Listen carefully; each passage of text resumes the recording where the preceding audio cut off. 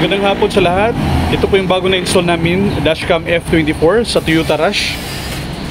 Okay, tingnan natin yung features ng Dashcam. Okay, so punta po tayo sa harap. Move nyo lang. Okay. Sa harap po, naka 4K resolution po ito. So napakaklaro po yung camera sa harap. And yung sa likod, naka 1080 po. Yung resolution niya. Klaro din. And then makikita nyo, may sensor siya. So nakaka-detect siya ng mga tao, sasakyan. So maganda po yung features and upgraded po ito siya. Okay, if gusto niyo pong magpa-install ng dashcam, punta lang po kayo dito sa may Andres Auto Accessories,